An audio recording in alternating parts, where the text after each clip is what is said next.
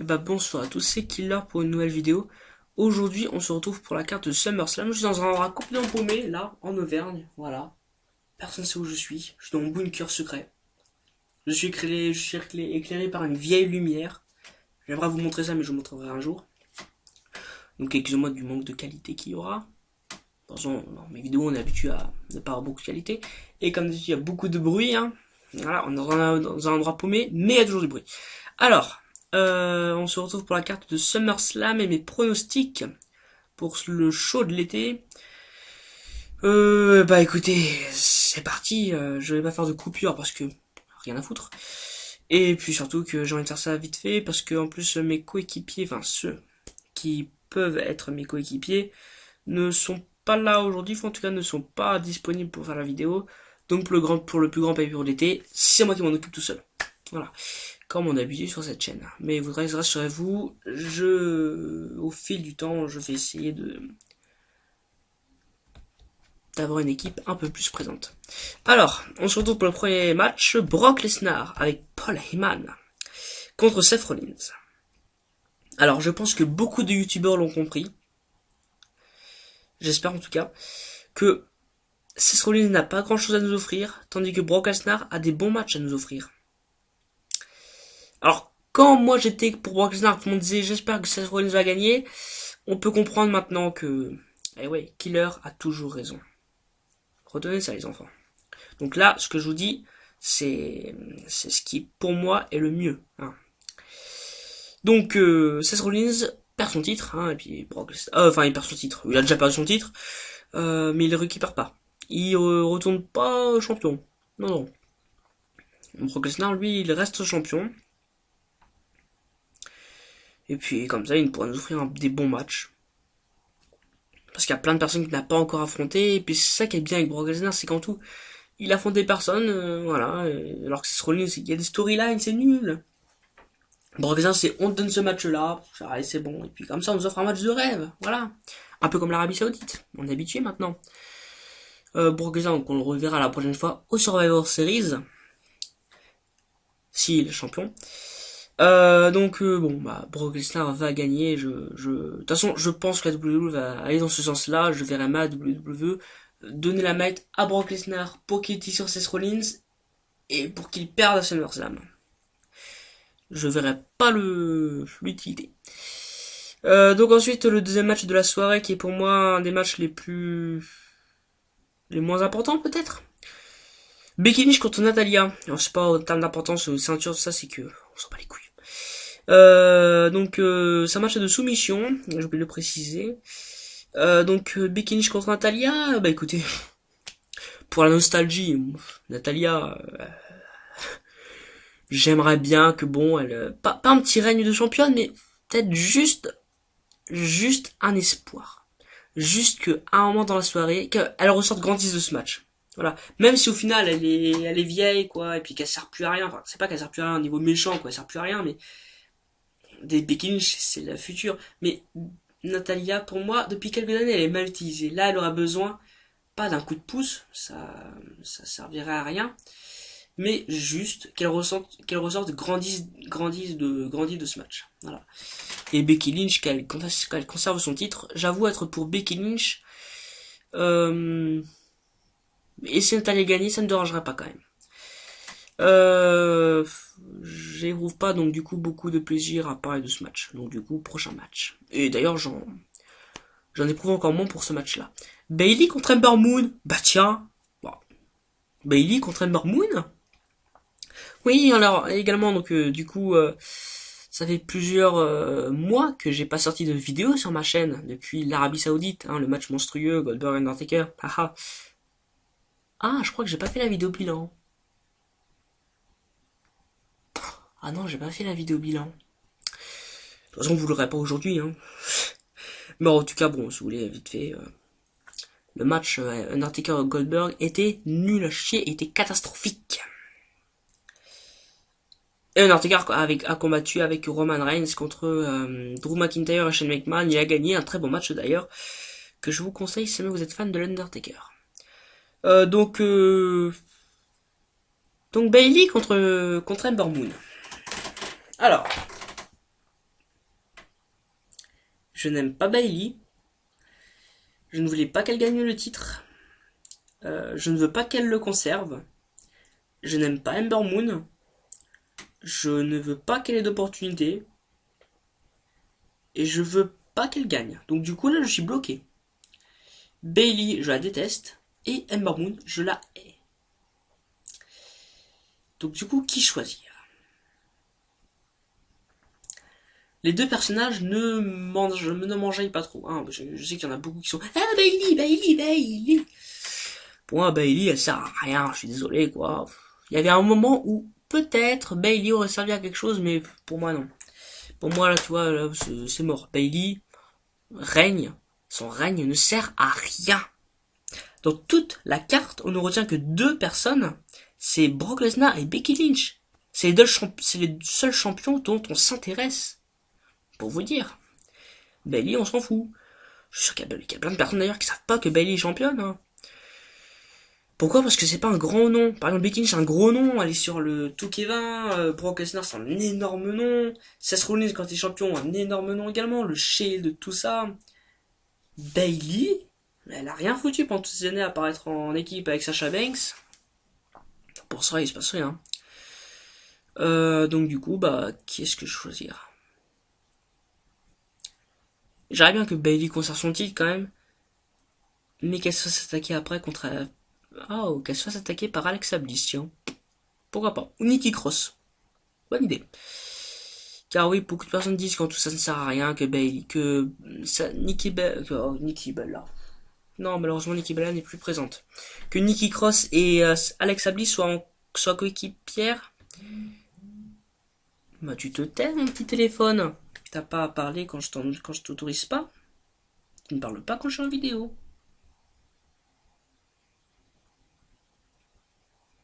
D'accord.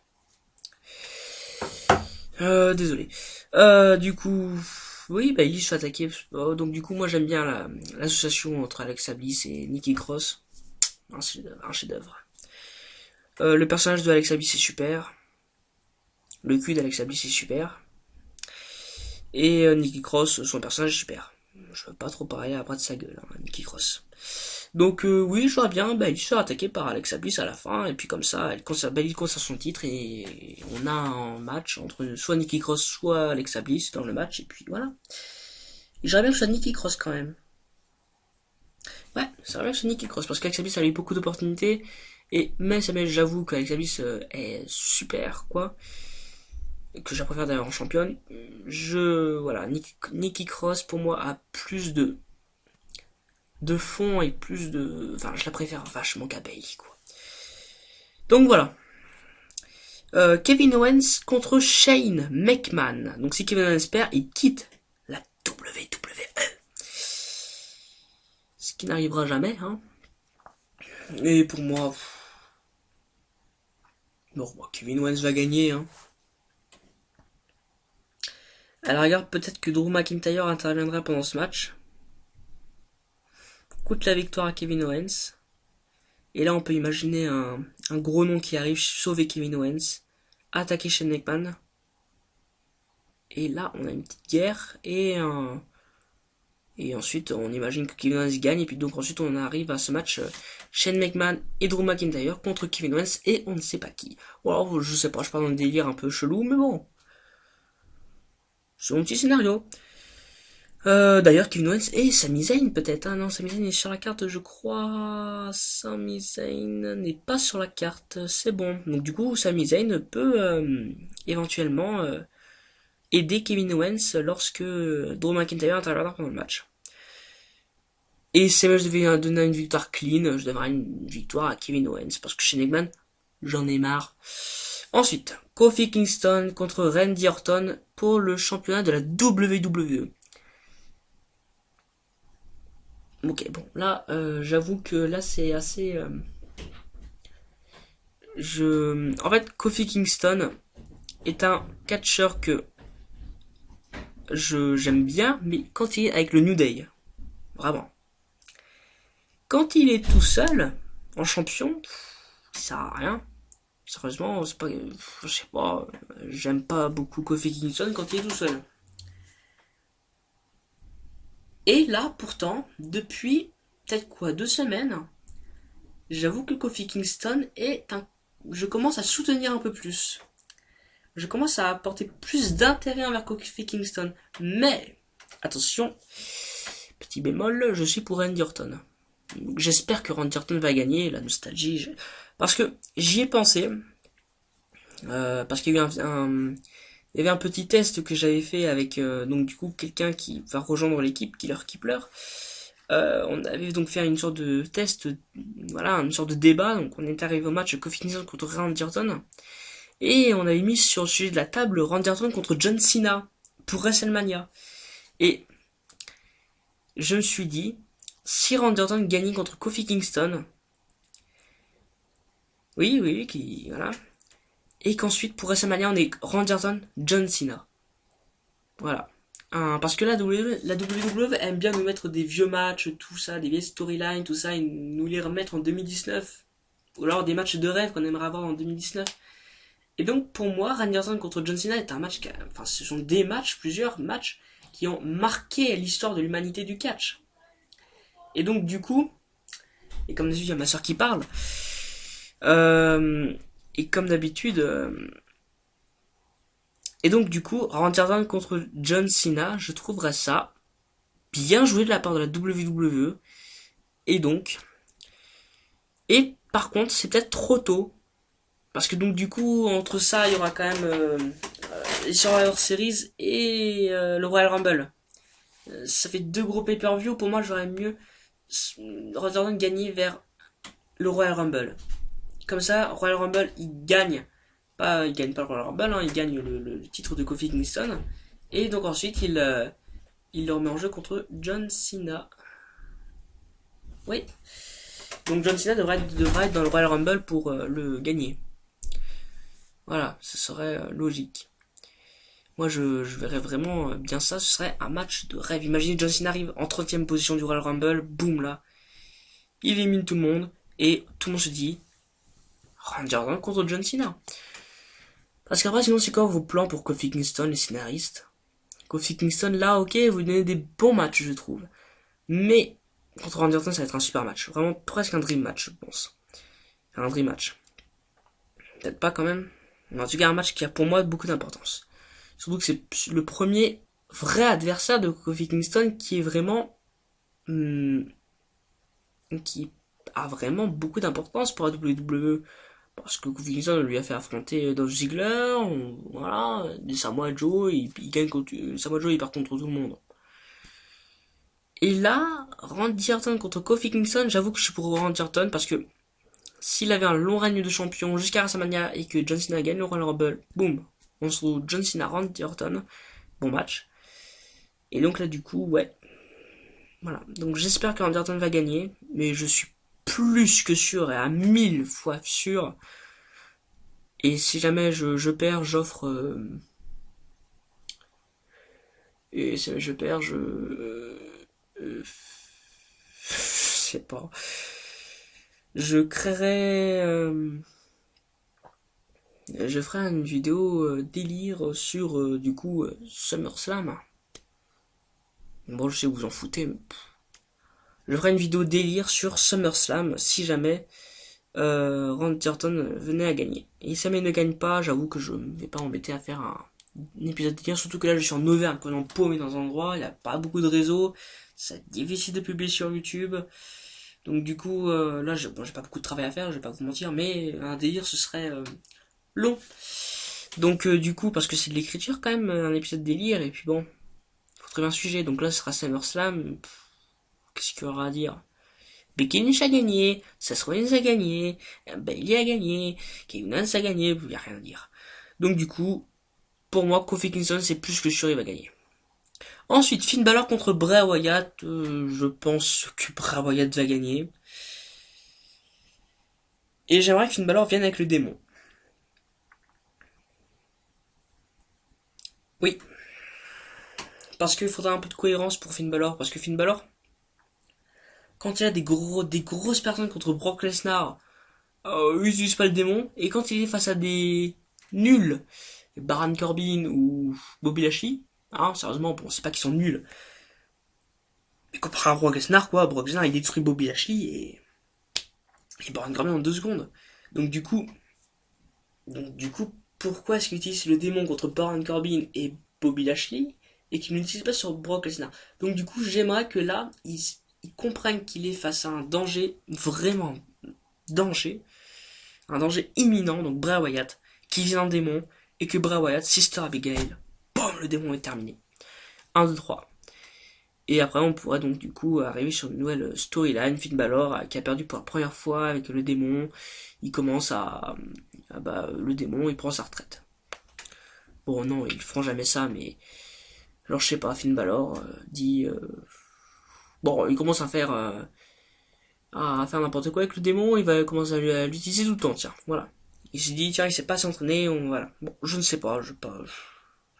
C'est pas un match que j'ai envie de regarder, mais juste pour Bray Wyatt. Finn Balor, je m'en fous. Donc Bray Wyatt, bah je suis pour lui, et puis ils vont faire gagner Bray Wyatt. Ensuite, AJ Styles contre Ricochet, et là je suis à fond pour AJ Styles, parce que j'adore AJ Styles en heel. Je le déteste en face, mais j'adore en heel. Et Ricochet, j'en peux plus.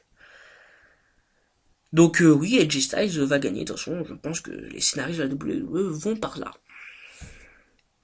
Ensuite, Goldberg contre Dolph Ziggler. Pourquoi ce match? Je ne sais pas. Je suis pour Goldberg. Et je pense que les scénaristes vont faire gagner Goldberg en moins de 1 minute. Et j'espère quand même que Dolph Ziggler va pouvoir quand même bien se défendre. Et j'espère un match quand même de plus de 5 minutes quand même. Je veux pas que Goldberg fasse juste allez, inspire, allez, boum, c'est bon, je me fous dans le poteau, une commotion cérébrale, allez, jackhammer, terminé, 1, 2, 3. Voilà. Moi, j'ai envie vraiment qu'il y ait vraiment, peut-être pas du sang, parce que Goldberg lui demande du sang. Bon, ça va aller une deuxième commotion cérébrale, c'est pas super. Donc du coup, j'espère juste que bon, il va y avoir de l'ambiance, et puis un match vraiment bien, quoi, qui retrace vraiment enfin, parce que à mon avis, ça va être le dernier match de Goldberg. Ou en tout cas, un des derniers matchs de Goldberg. Donc du coup, j'aimerais que Goldberg se me donne à fond pour ce match contre Dolph Ziggler. Ensuite, Drew Gulak, j'ai failli dire Drew McIntyre, non, Drew Gulak contre Oni Lorcan. Je vous avoue que je suis pour Drew Gulak. Et Oni Lorcan, je n'aime pas beaucoup ce catcheur. Et d'ailleurs, je regarde pas trop Tour Fabulous. Je regarde vite fait, mais je regarde juste la beauté des matchs, quoi. Ça veut dire que je regarde pas vraiment au niveau storyline, tout ça, je m'en fous. Donc du coup, je suis pour Drew Gulak. Et ensuite le dernier match, qui ne sera pas le main event, hein, je pense pas, hein, sérieusement. Charlotte Flair contre Trish Stratus. Trish Stratus. Je suis pour Charlotte Flair, et je pense qu'ils vont faire gagner Charlotte Flair, parce que bon, Trish Stratus, j'aime bien Trish Stratus. Pas ma génération quand même, hein, ma génération c'est Natalia, encore là-dedans. Et là, vraiment, il manque d'ailleurs les titres féminins. C'est vrai que Alexa Bliss et Nikki Cross sont championnes féminines. Oh, j'ai oublié ça. J'espère qu'ils vont avoir un match quand même. J'espère, hein, contre l'Iconics peut-être, je sais pas. Hein. Bon, en tout cas, voilà, je suis pour Charlotte Flair. Donc écoutez, j'enregistre on en a 18 minutes de vidéo. Bon, c'est bien. C'est bien, j'ai pu raconter ma life. Donc bon, écoutez, je pense vraiment que ce SummerSlam va être bien. J'en attends une note de 15 sur 20. Le match dont j'apporte le plus d'importance là-dedans, j'avoue, c'est Brock Lesnar contre Seth Rollins, quand même, hein, voilà, hein, c'est team Brock Lesnar à fond. Et le match qui m'intéresse le moins, vraiment, ce serait Bayley contre Ember Moon, tiens, voilà. J'en ai rien à foutre de ce match, hein. Bayley contre Ember Moon, Donc bon, je pense vraiment que ça devrait être un bon pay-per-view. Voilà, je pense que le meilleur match de la soirée sera Kofi Kingston contre Randy Orton, je pense, qui pour moi, il pourrait mériter un 18. S'ils donnent à fond, ils peuvent mériter un 18. Et le match qui je pense va être le plus nul, c'est vraiment cette Goldberg contre Dolph Ziggler, où je pense que donc Goldberg va faire sa Goldbergerie pendant 1 minute. Et donc du coup va mériter une note de 5 sur 20. Je vous dirai tout ça lundi, mardi, si jamais je suis en retard et que que je suis en manque de volonté. Donc bon, je vous tiendrai au courant en tout cas, et puis peut-être que je dirai sur Twitter ce que j'en pense, mais il y a personne qui me suit sur Twitter, donc voilà, je vais peut-être marquer vite fait sur Twitter qu'est-ce que j'en pense, vite fait. Suivre les youtubeurs, parce qu'il y avait les youtubeurs qui m'en parlent en direct, et moi je regarde en direct également. Donc voilà. Écoutez, merci d'avoir regardé cette vidéo, j'espère que cette vidéo vous aura plu. Et écoutez, la prochaine fois qu'on se reverra, j'espère que pour le bilan, j'aurai déjà mon équipe. Je pense pas du tout. Mais voilà. Donc abonnez-vous, mettez un like et n'hésitez pas à me dire en commentaire ce que vous avez pensé de cette vidéo et surtout vos pronostics à vous.